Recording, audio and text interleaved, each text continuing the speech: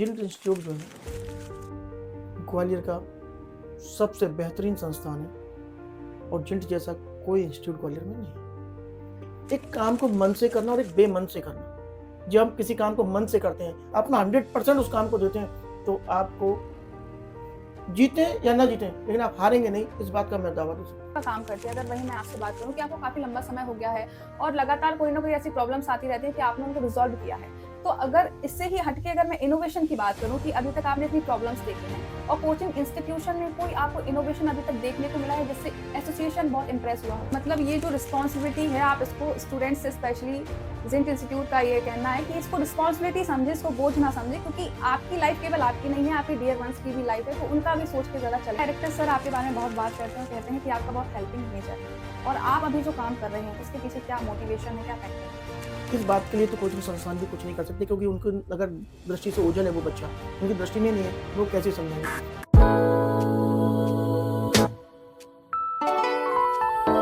Hello everyone, welcome to Zint career talk. वैसे तो आज की कॉम्पिटिटिव एरा में हर एक स्टूडेंट अपने करियर गोल्स की भागम भाग में लगा हुआ है। क्वालिटी ऑफ एजुकेशन की बात करूं, सेफ्टी नीड की बात करूं कि स्टूडेंट की सेफ्टी में क्या क्या जरूरतें आन पड़ी हैं, या फिर मैं स्टूडेंट और कोचिंग इंस्टीट्यूशन के बीच जो बैलेंस होता है उसकी बात करूं, इन सारे टॉपिक्स पर बात करना बहुत जरूरी है। इसलिए एमपी कोचिंग ऑफ एसोसिएशन ये काम करता है, मॉनिटरिंग करता है कि कोचिंग और जो स्टूडेंट हैं उनको कोई भी प्रॉब्लम ना आए, कोई भी प्रॉब्लमैटिक सिचुएशन क्रिएट ना हो। इसी बात की इंपॉर्टेंस को समझते हुए जिंट इंस्टीट्यूट ने इनवाइट किया है एमपी कोचिंग ऑफ एसोसिएशन के president mister MP Singh sir को। So sir, my first question to, first of all welcome to our podcast and my first question to you sir, कि आप, जैसे कि मैंने इंट्रो में आप बताया कि आप एसोसिएशन के प्रेसिडेंट हैं, बतौर प्रेसिडेंट आपकी क्या क्या रिस्पॉन्सिबिलिटीज हैं, and please describe the role of this association. Madhya Pradesh coaching association के प्रेसिडेंट के नाते मैं अपनी जिम्मेदारी महसूस करता हूँ कि सबसे पहले बच्चों को घर से कोचिंग और कोचिंग से घर तक आने के लिए वातावरण सुरक्षित मिले। एक चीज़, सस्ती, अच्छी, गुणवत्तापूर्ण शिक्षा प्राप्त हो। कोचिंग संस्थान निर्भीक होकर के, निडर होकर के अपने कोचिंगों का संचालन कर सकें और बच्चों को अच्छी से अच्छी शिक्षा प्रदान कर सकें, और कोचिंगों के अंदर का जो माहौल है बच्चों के लिए बिल्कुल एक हेल्दी एटमॉस्फेयर हो। इस दिशा में हम लोग प्रयास करते हैं। आपने हेल्दी एटमॉस्फेयर की बात की, ये काफ़ी मुश्किल हो गया आज के समय में ये मेंटेन करना। अगर वही बात मैं आपको चैलेंजेस की करूं, क्योंकि अगर हेल्दी इन्वायरमेंट की बात कर रही हूं तो वो भी एक चैलेंज है, क्योंकि आज के टाइम में ये चैलेंज है कैसे इसको मेंटेन किया जाए। तो उसी दौरान आप कैसे, अगर टीचर की मैं बात करूं, स्टूडेंट की बात करूं, तो दोनों में कोऑर्डिनेशन बिठाना, जब आप बिठाते हो ये कोऑर्डिनेशन, कोई प्रॉब्लम आती है तो क्या क्या डिफिकल्टीज आपको आती हैं? डिफ़िकल्टीज कई तरह की आती है। जैसे कई बच्चे हैं, उन्होंने किसी संस्थान में एडमिशन लिया, एडमिशन लेने के बाद उनको क्या लगता है कि मैंने 1 महीने तक तो पढ़ा, अच्छा लगा, फीस भी मैंने पूरी दे दी, अब मुझे वहाँ पढ़ना नहीं है, अब मुझे अच्छा नहीं लग रहा। अब ऐसे में कई सारे इश्यूज कोचिंग संचालक और बच्चों के बीच में होते हैं। अब ऐसी समस्याओं में या तो कोचिंग संचालक अपनी शिकायत को लेकर हमारे बीच में आता है, या बच्चे अपनी शिकायत को लेकर हमारे बीच में आते हैं कि साहब हमारे और कोचिंग के बीच में प्रॉब्लम चल रही है और आप इसको सॉल्व करने में हमारी मदद करें। तो हम मध्यस्थता करते हैं पेरेंट्स, बच्चों और कोचिंग संचालक के बीच में, उनको बीच में बैठा करके एक रास्ता निकालते हैं, ना तो बच्चे की पढ़ाई का नुकसान हो, ना पेरेंट्स का फाइनेंशियल लॉस हो, और ना किसी कोचिंग को कोई ऐसी आर्थिक क्षति हो जो, क्योंकि उन्होंने एक टीचर अपॉइंट किया, टीचर को पेमेंट किया, तो ऐसी कोई मतलब अनियमितताएं आती हैं, तो इस बीच में एक सेतु का काम करती है हमारी एसोसिएशन। एग्जैक्टली सर, आपने कहा एक सेतु का काम करती है, मीडिएटर का काम करती है। अगर वही मैं आपसे बात करूं कि आपको काफ़ी लंबा समय हो गया है और लगातार कोई ना कोई ऐसी प्रॉब्लम्स आती रहती है कि आपने उनको रिजॉल्व किया है, तो अगर इससे ही हटके अगर मैं इनोवेशन की बात करूं कि अभी तक आपने इतनी प्रॉब्लम्स देखी हैं और कोचिंग इंस्टीट्यूशन में कोई आपको इनोवेशन अभी तक देखने को मिला है जिससे एसोसिएशन बहुत इम्प्रेस हुआ हो? निस्संदेह मुझे इनोवेशन देखने को मिला है। हमारे यहाँ ग्वालियर से बाहर का बच्चा ग्वालियर पढ़ने आता है और इस विश्वास के साथ पढ़ने आता है कि मुझे एक अच्छी शिक्षा प्राप्त होगी, एक अच्छा वातावरण प्राप्त होगा, और जो हम लक्ष्य लेकर के चल रहे हैं उस लक्ष्य में हम सफल होंगे।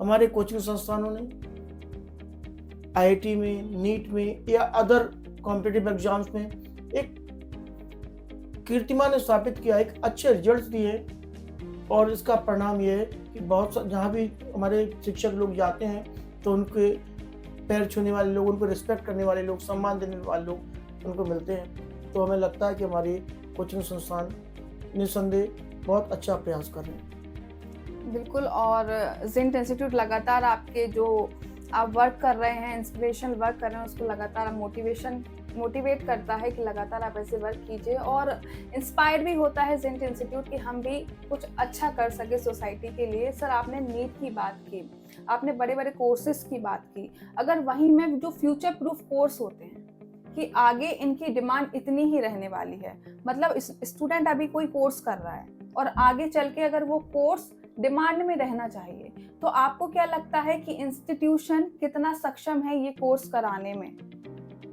निस्संदेह इंस्टीट्यूट तो एक सक्षम है, क्योंकि इंस्टीट्यूट का एक प्रोफार्मा होता है कि हम इस सिलेबस को, इस डेट को शुरू करेंगे, इस डेट को उसको समाप्त कर देंगे। तो उसका एक प्रोग्राम होता है, उस प्रोग्राम को बनाता है इंस्टीट्यूशन और बच्चों के बीच में उसको एग्जीक्यूट करता है, और निस्संदेह बच्चे को टारगेट अचीवमेंट में हेल्प मिलती है इससे। अगर मैं ज़िंट इंस्टीट्यूट की बात करूं, आपको काफ़ी लंबा समय हो गया ज़िंट से जुड़े हुए, तो आप ज़िंट में जो ट्रेनिंग देते हैं, अगर मैं फ्यूचर प्रूफ ट्रेनिंग की भी बात करूं, क्योंकि हमारे सारे कोर्सेज ऐसे रहते हैं जिनमें ट्रेनिंग ही ऐसे दी जाती है कि आगे चल के स्टूडेंट को कभी दिक्कत ना आए फ्यूचर में, तो उस ट्रेनिंग को आप कैसे देखते हैं? ज़िंट इंस्टीट्यूट जो ट्रेनिंग दे रहा है वो कैरियर ओरिएंटेड ट्रेनिंग दे रहा है। कैरियर ओरिएंटेड मतलब कोई बच्चा है, अगर उसको जॉब चाहिए तो सीपीसीडी की तैयारी ज़िंट इंस्टीट्यूट में आता है, तैयारी करता है। और लेकिन सफलता और असफलता दो विषय अलग अलग होते हैं, लेकिन तैयारी जब करता है बच्चा तो निस्संदेह उसकी सफलता का प्रतिशत बढ़ जाता है और वो सेटिस्फाई होकर जाता है कि हाँ, मैं तैयारी जॉब की कर रहा हूँ और मुझे जॉब मिलेगा ही मिलेगा। अब मिलना नहीं मिलना है कि उसका नसीब भी हो सकता है, लेकिन वो 100% सेटिस्फाई होकर जाता है कि मुझे जॉब मिलेगा। अगर इसी गैप को फुलफिल करने की बात करें कि इंडस्ट्री की जो डिमांड है और जो कोचिंग इंस्टीट्यूट पढ़ाते हैं, तो उस गैप में कहीं एक गैप तो आता है कि बच्चे को पता नहीं है कि इंडस्ट्री में कैसे काम करना है। तो उस गैप को फुलफिल करने के लिए अभी आपके एसोसिएशन ने क्या क्या इनिशिएटिव लिए? हम लोग कोचिंग्स को एक एडवाइज करते हैं कि बच्चे को इंटर्नशिप प्रोग्राम की तरफ ले जाएं। इंटर्नशिप मतलब अगर बच्चा जिस दिशा में तैयारी कर रहा है उस दिशा के इंस्टीट्यूशंस में, चाहे गवर्नमेंट इंस्टीट्यूशंस हो चाहे प्राइवेट इंस्टीट्यूशंस हो, उस दिशा में इंटर्नशिप कराएं। और इंटर्नशिप जब करते हैं तो बच्चे को समझ में आता है उस जॉब का महत्व, और जब जॉब का महत्व समझ में आता है तो बच्चा उसके लिए एक जुनून के साथ एम्बिशियस होकर के उस काम को उस तैयारी को करता है। सर बिल्कुल, क्योंकि आज के टाइम में इतना कंपटीशन बढ़ गया है कि हर स्टूडेंट को फोकस्ड होना बहुत ज़रूरी है। अगर वो फोकस नहीं रहेगा तो अपनी स्किल्स पे फोकस नहीं कर पाएगा। अगर वहीं मैं बात करूं कि आज के इस कॉम्पिटिटिव एरा में, जैसे कि मैंने इंट्रो में बोला, तो स्टूडेंट के पास कौन सी ऐसी स्किल्स होनी चाहिए जिससे वो आगे सर्वाइव कर सके? देखिए, स्किल्स की अगर मैं बात करूँ ना तो बहुत अच्छी बात है कि कोई भी काम करे ना, इतनी शिद्दत के साथ करें कि उस काम को उससे बेहतर कोई दूसरा ना कर पाए, इतनी शिद्दत के साथ करें। क्योंकि देखिए, एक बात होती है कि एक काम को मन से करना और एक बेमन से करना। जब हम किसी काम को मन से करते हैं, अपना 100% उस काम को देते हैं, तो आपको जीते या ना जीते, लेकिन आप हारेंगे नहीं, इस बात का मैं दावा दे सकता हूँ। लेकिन बच्चे क्या है ना, कई बार अपनी तैयारियों में आलस कर जाता है या थोड़ा सा लक्ष्य से विचलित हो जाते हैं, अदर एक्टिविटीज़ में पार्टिसिपेट करने लगते हैं। तो उसका कारण क्या होता है कि वो लक्ष्य से पीछे हो जाते हैं और फिर कहते हैं मैं सफल नहीं हुआ। तो सफलता का मूल उद्देश्य किसी भी चीज़ को इतनी शिद्दत से करो, आपको सफल करने वाला अभी पूछे कि आप चाहते क्या हो। तो किसी भी काम में डेडिकेशन 100% चाहिए। एग्जैक्टली, मतलब स्टूडेंट के साथ ऐसा ज़्यादा होता है कि कंफ्यूज रहते हैं कि हम ये करें या ये सारा कुछ एक साथ कर लें। जब बहुत सारी चीज़ों में मल्टीपल चीज़ेस में जाते हैं तो फिर प्रॉब्लम तो आती ही है। आपने बात कही मन और बेमन की बात कही, क्योंकि अब एग्ज़ाम्स आने वाले हैं, बोर्ड एग्ज़ाम्स आने वाले हैं 10th और 12th के। तो अब बहुत से स्टूडेंट्स ऐसे होंगे जो स्टार्टिंग से प्रिपरेशन कर रहे हैं, लेकिन अब कुछ स्टूडेंट ऐसे हैं कि अब उनको लग रहा है कि अब प्रिपरेशन में स्टार्ट करूं, अगर मैंने प्रिपरेशन स्टार्ट की तो अब क्या ही हो जाएगा 2-3 महीने। तो उन स्टूडेंट के लिए आपके क्या सजेशंस हैं? देखिए, सबसे पहले तो बच्चे इस मोबाइल से दूरी कर लें और दैनिक जीवन की आवश्यकताओं के अलावा, उनकी पूर्ति के अलावा सारा समय सिर्फ पढ़ाई को दे दें। सिर्फ 2 महीने हम पढ़ने के अलावा दूसरी बात अपने कान को सुनाई ना दे 2 महीने। कमरे से बाहर उतना निकलें जितनी हमको आवश्यकता है बाहर जाने की। अदरवाइज किताब को 2 महीने के लिए अपना मित्र बना लें, मोबाइल से दूरी कर लें। क्यों? मोबाइल दूर रहेगा ना तो बहुत सारे तनाव दूर रहेंगे, बहुत सारे जो डाइवर्सन्स हैं वो हमसे दूर रहेंगे, तो सफलता का जो रेशियो और जो परसेंटेज है वो बढ़ जाएगा। बट सर प्रॉब्लम ये आती है ना कि स्टूडेंट्स यूट्यूब पे सर्च करते हैं कि how to avoid mobile phone during the exam period, तो उनके लिए क्या सजेशंस रहेंगे आपके, कैसे वो फोन को स्क्रॉल करना थोड़ा कम करें? मोबाइल को दूसरे कमरे में रख के बैठिए ना, अपने कमरे में रखिए ही मत। जब आप अपने कमरे में रखेंगे तो मन, जैसे कोई खाने की चीज़ है और पास में रखिए, नहीं खाएंगे, हम नहीं खा रहे लेकिन मुंह में पानी तो आएगा। एज इट इज अगर मोबाइल हमारे आसपास रखा है तो हम नहीं छूना चाहेंगे, हमारा मन करे एक बार देख तो लें, कुछ तो कोई मैसेज तो नहीं आ गया। इससे अच्छा अपने मम्मी पापा को दे दो, लॉक करके दे दो। मान लीजिए कोई प्राइवेसी की कोई इशू है, लॉक करके दे दो, बंद करके दे दो, और नहीं तो दूसरे कमरे में रख दो जहाँ तक आप चाह करके भी फिजिकली ना पहुँच पाए। सर वहीं अगर बात करूं, क्योंकि स्टूडेंट पे इस टाइम प्रेशर भी बहुत रहता है, एक्सपेक्टेशन कह दें, क्योंकि पेरेंट्स की कहीं ना कहीं एक्सपेक्टेशन तो अपने बच्चे से ही रहेंगी। तो पेरेंट्स ये दिखाते हैं कि हम बच्चों से ज़्यादा एक्सपेक्ट नहीं कर रहे हैं, उनमें इतना प्रेशर नहीं दे रहे हैं, लेकिन इनडायरेक्टली वो एक्सपेक्टेशन का प्रेशर आ ही जाता है। तो पेरेंट्स के लिए आपके क्या सजेशंस हैं कि बच्चों को कैसे डील करें इस टाइम पर? इस टाइम पर पेरेंट्स को बच्चों के साथ बिल्कुल नारियल की तरह होना पड़ेगा, बाहर से कठोर, अंदर से सॉफ्ट। बच्चे के खान पान का ध्यान रखें कि उसको अच्छा खाना टाइम पर मिल जाए, बच्चे के आसपास कोई तनाव नहीं हो, और बच्चे को ये सोना करे कि बेटा मेरी एक्सपेक्टेशन बहुत हाई है। कारण है उसका कि जब एक्सपेक्टेशन हाई होती है तो बच्चा तनाव लेता है, अगर मेरी 90% नहीं आए तो पापा मारेंगे, लोग क्या कहेंगे। देखिए, एक परीक्षा का रिजल्ट हमारे जीवन को तय नहीं करता, जीवन को एक एग्जाम का रिजल्ट कभी तय नहीं करता। अदरवाइज अगर एक क्लास का रिजल्ट अगर जीवन को तय कर रहा होता तो सारे लोग सफलता के पहले पायदान पर बैठे होते। तो बच्चे को कभी ये ना कहे कि नहीं तेरे मार्क्स कम आ गए तो हम ऐसा करेंगे वैसा करेंगे, नहीं। बच्चे से कहेंगे बेटा तू अपना 100% दे, रिजल्ट कुछ भी हो हमें एक्सेप्टेबल है। बस हमें ये देखना चाहिए कि बेटे तूने मेहनत में कोई कमी नहीं की। ये पेरेंट्स का दृष्टिकोण है। कुछ वो लोग थे जो हालात से डर कर, कुछ वो लोग थे जो हालात से डरकर हालात के सांचे में डल गए। कुछ वो लोग थे जो हालात से डरकर हालात के सांचे में डल गए, और कुछ वो लोग भी थे जो हालात से लड़कर हालात के सांचे ही बदल गए। तो देखिए, हमें उन लोगों से सीखना है जिन्होंने सब कुछ खोने के बाद भी सब कुछ प्राप्त किया। उनसे नहीं सीखना कि जिन्होंने खोने के बाद कुछ भी प्राप्त नहीं किया। जीवन में जितना बड़ा संघर्ष होगा उतनी बड़ी जीत होगी। जीवन में अगर आपको सफलता को प्राप्त करना चाहते हो तो आप उनको पढ़िए। कभी धीरू भाई अंबानी की बायोग्राफी पढ़िए, कभी आपको पढ़ना तो एडोल्फ हिटलर को पढ़िए अगर संघर्ष को पढ़ना है तो, कि कहां से व्यक्ति कहां तक पहुंचा। ऐसे बहुत सारे नाम हैं कि जिन्होंने शून्य से शिखर तक का सफलता किया। तो स्ट्रगल लाइफ में होनी चाहिए। मैं कहता हूं बिना स्ट्रगल के आप बड़ा नाम नहीं प्राप्त कर सकते, और जितने सक्सेसफुल लोग हैं ना वो स्ट्रगल से पहुंचे, नहीं तो सभी बड़े बड़े लोगों के व्यक्ति के बच्चे प्रधानमंत्री और राष्ट्रपति अपने आप बन जाते नहीं। जो बने हैं ना उनके स्ट्रगल को पढ़िए। कहना बहुत सरल है कि वो व्यक्ति इतना बड़ा हो गया, उसके पीछे उसकी मेहनत को देखिए। जीवन का दूसरा नाम ही संघर्ष है। यस, जितना बड़ा स्ट्रगल उतनी बड़ी जीत, और जितना छोटा स्ट्रगल उतनी छोटी जीत।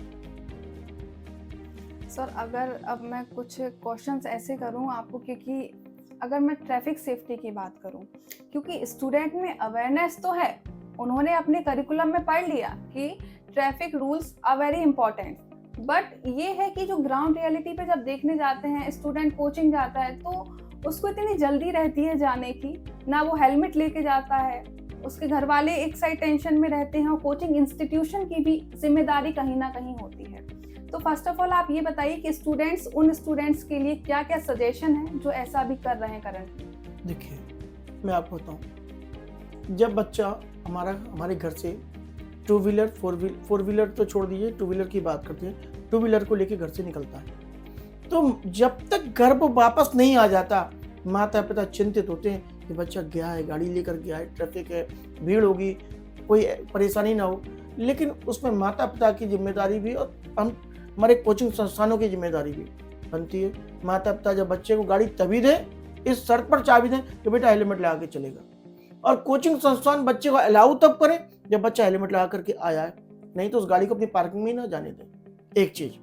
दूसरी चीज, कोशिश करें पेरेंट्स से, अगर छोटा बच्चा है जिसका ड्राइविंग लाइसेंस भी नहीं बन सकता, उस बच्चे को गाड़ी देने से अवॉइड करें, क्योंकि हमारी गाड़ी के ब्रेक हमारे हाथ में है, दूसरे की सामने वाली गाड़ी के ब्रेक हमारे हाथ में नहीं होंगे। वो किस तरीके से चला करके आ रहा है, अगर वो कोई दुर्घटना कारित करता है तो हमारे बच्चे के साथ जो अनहोनी होगी उसकी जिम्मेदारी कहीं ना कहीं माता पिता की भी होगी, उन संस्थानों की भी होगी जो इसको बढ़ावा दे रहे हैं, बेटा गाड़ी से आइए। नहीं, इस पर रोक लगनी बहुत जरूरी है। गाड़ी चलाना है, कोई दिक्कत नहीं, लेकिन हेलमेट, अपना जीवन अपने हाथ।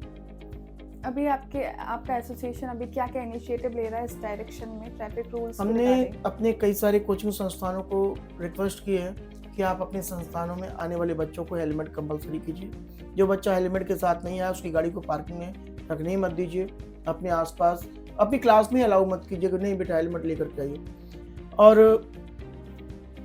उन बच्चों के लिए हम एक अभी बात करते हैं यातायात विभाग से कि भाई एक अवेयरनेस कैंप कोचिंगों में लगाया जाए, बच्चों को समझाया जाए। जब समझाइश के बाद भी ना माने तो उन बच्चों की गाड़ी रखी जाए अपने आप पकड़ के। जब उनके माता पिता आए तो उनको एक अच्छी सी समझाइश दे करके वो चाबी दी जाए कि साहब दोबारा ये गलती नहीं होनी चाहिए। बट सर ऐसा होता है ना कि कॉलेजेस ने, इंस्टीट्यूशन ने ये रूल निकाल दिया कि अब विदाउट हेलमेट आपकी गाड़ी पार्क नहीं होगी, तो वो कहीं और पार्क करके स्टूडेंट इंस्टीट्यूशन में एंट्री ले लेता है। मतलब घर से तो वो आ गया बोल के, लेकिन अब यहाँ की क्या गारंटी है? देखिए, इस बात के लिए तो कोचिंग संस्थान भी कुछ नहीं कर सकते, क्योंकि उनको अगर दृष्टि से ओझल है वो बच्चा, उनकी दृष्टि में नहीं है, वो कैसे समझाएंगे। 2023 की एक लेटेस्ट घटना बताता हूँ मैं आपको। एक ग्वालियर के प्रतिष्ठित कॉलेज का बच्चा, 18 साल प्लस का बच्चा था, हेलमेट नहीं लगाया हुआ था, और BBA सेकेंड ईयर का छात्र था। AG ऑफिस पुल पर उसकी गाड़ी का एक्सीडेंट हुआ, ऑन स्पॉट खत्म हो गया। माता पिता को क्लेम मिल गया, लेकिन बच्चे का जीवन नहीं मिला। अगर वो हेलमेट लगाए होता, सिर्फ चोट लगने की वजह से ही खत्म हुआ, हेलमेट लगाया होता तो उस परिवार का इकलौता बच्चा इस दुनिया से विदा होने से बचे जाता। तो जीवन को बहुमूल्य मानना है, उस हेलमेट से, लापरवाही से बचने का प्रयास बच्चे को भी करना है, माता पिता को और शिक्षकों को दिखता है शिक्षकों को भी कराना है, पालन कराना है, और ट्रैफिक पुलिस को दिखे उनको भी इसका पालन कराने के लिए प्रयास करना है। एग्जैक्टली मतलब ये जो रिस्पॉन्सिबिलिटी है, आप इसको स्टूडेंट्स से, स्पेशली जिंट इंस्टीट्यूट का ये कहना है कि इसको रिस्पॉन्सिबिलिटी समझे, इसको बोझ ना समझे, क्योंकि आपकी लाइफ केवल आपकी नहीं है, आपकी डियर वंस की भी लाइफ है, तो उनका भी सोच के ज़रा चले। सर अगर मैं थोड़ा टर्न लूँ इस पॉडकास्ट में, अगर मैं पूछूँ कि टीचर्स के लिए क्या सजेशन है, मतलब वो प्रैक्टिकल वर्सेस थियोरेटिकल कितना परसेंटेज कराएं क्लासेस में, और स्टूडेंट के लिए क्या अप्रोच रहेगी इसके लिए? जो टीचर्स के लिए तो मेरी एडवाइस ये है कि थ्योरी को भी इस तरीके से पढ़ाएं कि बच्चे को प्रैक्टिकली समझ में आए, उसके एग्जाम्पल्स। देखिए, हर चीज़ की थ्योरी के प्रैक्टिकल नहीं पॉसिबल, लेकिन जिनके प्रैक्टिकल्स पॉसिबल हैं उनको प्रैक्टिकली बताएं, और जिनके प्रैक्टिकल नहीं पता, मतलब होते ही नहीं जिनके प्रैक्टिकल, जिनकी थ्योरी है, तो उस थ्योरी पर उनको इस तरीके से समझाएं, एग्जाम्पल्स, उदाहरण दे करके, कि बच्चे सॉफ्ट और सरल लगने लगे। लेकिन अगर प्रैक्टिकल के टॉपिक्स हैं तो अपनी व्यवस्था करें कि उनको वो टॉपिक प्रैक्टिकली समझाएं। मतलब प्रैक्टिकल वर्सेस थियोरेटिकल ऐसा नहीं कह सकते कि आपका पूरा प्रैक्टिकल ही अप्रोच रहेगा, आपका थियोरेटिकल भी शामिल है, क्योंकि उसकी भी कहीं ना कहीं एक इम्पोर्टेंस है। वहीं सर अगर इंस्टीट्यूशन में गर्ल्स आते हैं तो उनकी सेफ्टी के लिए अभी आपका एसोसिएशन ने क्या क्या इनिशिएटिव लिए हैं? हमारे मैक्सिमम, बल्कि मैं समझता हूँ 100% संस्थानों में कैमरे लगे हुए हैं। बच्चों की निगरानी कैमरे से हो रही है कि बच्चे क्लास में पढ़ रहे हैं, उनके साथ कोई मिसहैपनिंग नहीं, कोई समस्या नहीं, कोई दिक्कत नहीं हो। कैमरे लगे हुए हैं, फायर सेफ्टी के इक्विपमेंट्स हैं, जिससे कि कल को कोई अग्नि से संबंधित कोई आपदा ना हो। ये 2 ही बड़े मुद्दे हैं। और एक ऑब्जर्वर सारी कोचिंग्स रखती हैं, जो बच्चों पर ऑब्जर्विंग करता रहे, नज़र रखता रहे कि बच्चे कोई शरारत ना करें या बच्चे के साथ कोई दूसरा बच्चा शरारत ना करे। और अगर सर किसी स्टूडेंट को कंप्लेन करनी है, किसी चीज़ से वह परेशान हो रहा है, तो वो कैसे कंप्लेन करे, क्या पूरा प्रोसेस रहने वाला है और आगे चल के उसको क्या आउटपुट बच्चे को पहली सुझाव तो ये है कि अपने संस्थान के जो मैनेजमेंट है, जो डायरेक्टर्स हैं, उनसे कंप्लेन करे कि साहब ये दिक्कत आ रही है। अगर वहाँ पर भी सॉल्व नहीं होती है तो हमारी कोचिंग एसोसिएशन के फोरम पर भी आके बात कर सकता है, और हमारी कोचिंग एसोसिएशन उस बच्चे के हित में, बच्चे के सहायता करने के लिए उन संस्थानों के से बातचीत करेंगे, और जो बच्चे के हित में निर्णय होगा वो निर्णय कराएगी। बिल्कुल, स्टूडेंट सेफ्टी को लेकर आप बिल्कुल बेझिझक रहिए। इंस्टीट्यूट जिस इंस्टीट्यूट में है वो इंस्टीट्यूट आपको फुल सपोर्ट करेगा और एसोसिएशन भी आपको फुल सपोर्ट करेगा। सर, हमने स्टूडेंट सेफ्टी की बात की, हमने इंडस्ट्री में क्या डिमांड है और कोचिंग इंस्टीट्यूशन क्या पढ़ा रहे हैं उस बारे में बात की। जिंट से आपको जुड़े हुए काफ़ी लंबा समय हो गया है। जो स्टूडेंट सोच रहे हैं जिंट में आने का, तो उनके लिए आप क्या कहना चाहेंगे? मेरी तो एक सारे बच्चों को एक ही एडवाइस होगी कि जिंट इंस्टीट्यूट जो है एक ट्रस्टेड इंस्टीट्यूट है, विश्वसनीय संस्थान है, और आप जिंट इंस्टीट्यूट में जुड़िए। शिक्षा के लिए एक बेहतर आपको स्थान मिलेगा, अच्छी फैकल्टीज मिलेंगी, और सफलता में आपको लक्ष्य तक पहुंचाने के लिए एक अच्छा मार्गदर्शक सिद्ध होगा ये इंस्टीट्यूट। तो आप कोशिश करें कि जिंट इंस्टीट्यूट से जुड़ें और अपनी तैयारी करें इनके साथ। बिल्कुल। और सर, आपने जिंट के बारे में बताया, साथ ही यहाँ जो फ्यूचर प्रूफ ट्रेनिंग होती हैं लगातार दी जाती हैं, फिर भले ही उसके कोई भी कोर्सेज बने रहे, कोडिंग, स्टेनो, टेली, कोई भी कोर्स बना रहे। हमारे डायरेक्टर सर आपके बारे में बहुत बात करते हैं और कहते हैं कि आपका बहुत हेल्पिंग नेचर है, और आप अभी जो काम कर रहे हैं उसके पीछे क्या मोटिवेशन है, क्या फैक्टर है? मेरा तो एक ही उद्देश्य है कि ग्वालियर में या मध्य प्रदेश में अच्छी एजुकेशन डेवलप हो, अन्य राज्यों से बच्चे ग्वालियर या मध्य प्रदेश में पढ़ने आए और मध्य प्रदेश का, ग्वालियर का नाम रोशन करें, और ग्वालियर जो है एक बेटर एजुकेशन के लिए जाना जाए, क्योंकि आज़ादी से पहले भी शिक्षा घरानों में ग्वालियर का नाम हुआ करता था। तो शिक्षा की राजधानी ग्वालियर बने, ऐसा मेरा प्रयास है, ऐसी मेरी सोच है। एग्जैक्टली, एजुकेशन हब तो बना ही हुआ है ग्वालियर काफ़ी लंबे समय से। अगर आने वाले समय की मैं बात करूं तो अब आपके क्या गोल्स होने वाले हैं एजुकेशन के सेक्टर में? आने वाले समय में मेरा जो पहला लक्ष्य है कि समान शिक्षा के लिए समान फीस निर्धारित हो शहर में, और सारे कोचिंग संस्थानों के लिए कोचिंग हब बने, जिससे कि बच्चे को एक सब्जेक्ट पढ़ने के लिए एक क्षेत्र में, दूसरे सब्जेक्ट पढ़ने के लिए दूसरे क्षेत्र में भाग दौड़ ना करनी पड़े, उसका समय बचे और गुणवत्तापूर्ण शिक्षा हो, अच्छे शिक्षक ग्वालियर के अंदर हों और बेहतर मार्गदर्शन बच्चे को मिले। ये मेरी सोच है। Sir, my last question to you, Zint के बारे में आप क्या कहना चाहेंगे? पहले तो आप थोड़ा उसको डिस्क्राइब कीजिए, फिर एक वन वर्ड में कोई ऐसा वर्ड बताइए जो आप सोचते हैं जिंट के बारे में, क्या ओपिनियन है आपके? ठीक है, जिंट के बारे में तो मैंने अभी भी बताया था, फिर बता देता हूँ कि जिंट इंस्टीट्यूट एक ऐसा है कि बच्चे के सपनों में पंख लगाने का काम करता है। बच्चे सपने देखते हैं, सपने लेकर के आते हैं यहाँ पर, और उन सपनों को साकार करने के लिए, उन सपनों में जान भरना और सपनों में पंख लगाने का काम जिंट इंस्टीट्यूट करता है। तो आपके सपने साकार हों, सफल हों और जिंट इंस्टीट्यूट आपकी मदद करें, ऐसी मेरी कामना है। एग्जैक्टली सर, आपने जिंट के बारे में बहुत अच्छे से बताया, और जो स्टूडेंट्स को कन्फ्यूज़न रहती है वो शायद अब क्लियर हो गई होगी कन्फ्यूज़न। अगर मैं वन वर्ड के बारे में बात करूं, क्योंकि हर पॉडकास्ट में हम अपने गेस्ट से वन वर्ड तो ज़रूर पूछते हैं जिंट के बारे में, तो आप क्या कहना चाहेंगे? जिंट इंस्टीट्यूट जो है ग्वालियर का सबसे बेहतरीन संस्थान है, और जिंट जैसा कोई इंस्टीट्यूट ग्वालियर में नहीं है। Thank you so much sir, आपने इतना प्रीशियस टाइम हमारे लिए निकाला, थैंक यू सो मच। तो आज हमारे साथ थे MP सिंह सर, सर लगातार सोसाइटी वेलफेयर के लिए काम कर रहे हैं। स्टूडेंट को प्रॉब्लम आए तो उसके लिए सर हमेशा खड़े हुए हैं, या फिर कोचिंग इंस्टीट्यूशन को अगर कोई प्रॉब्लम आए तो उसके लिए भी सर हमेशा सपोर्ट करते हैं। सर अभी लगातार सोसाइटी के लिए भी काम कर रहे हैं और स्टूडेंट को भी सर ने मैसेज दिया। साथ ही स्टूडेंट की बात करूं, पेरेंट्स की बात करूं या मैं कोचिंग इंस्टीट्यूशन की बात करूं, सबके लिए सर के मैसेज हैं, सबके थॉट्स हैं। तो होप स्टूडेंट को कोई सारी क्लैरिटी हो गई होगी कि अब उन्हें आगे चल के क्या करना है और अगर कोई प्रॉब्लम आई तो उससे कैसे टैकल करना है।